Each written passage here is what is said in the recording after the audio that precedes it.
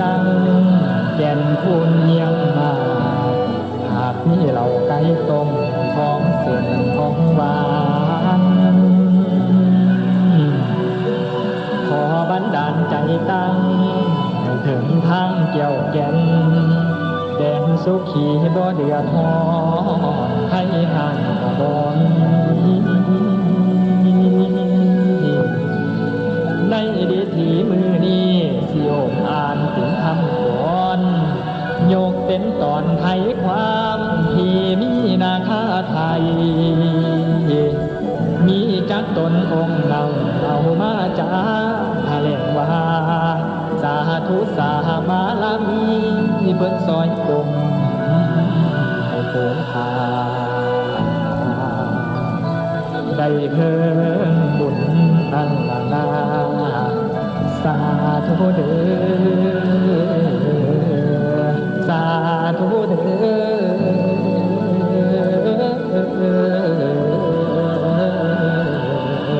โอ้ย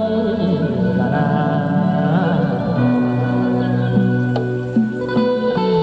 พุทโธมีนาโถธัมโมมีนาโถสังโฆมีนาโถสารนังคัจฉามิข้าพเจ้าขอยกย่องบอนประดมทศนัยประนุนอมของการปฏิจิตประดิษฐ์เป็นจางอยู่คนละหัตถางชุลีก่อนขอว่อนกินกระพุงแทนโกสุมถูกเทียนมาสีสิทธิภาพอดขอว่อนเป็นพิเศษอาติเลเตโชชัยตุภาวังชัยมังคลังชัยมหามงคลมือนี่แม่นวันดีวันดีผีอมุตตะโชยกย่องอ่อนขอพรสังฆราชาจอมมหานาคราชทั้งเก่าที่สถิตในเมืองบาดาลวิมานแม่นจอมเกียรติเก่าประทานพรอันประเสริฐให้เกิดชัยยะชัยโยมหาลาโภดาโมอุทายะยืนยาวด้วยอายุสุขะทั้งกายใจทุกตัวลาบังเกิดแก่มนุษย์น้อยในโลกา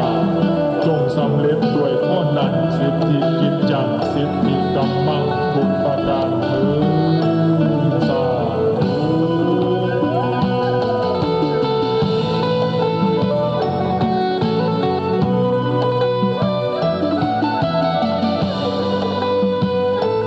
ข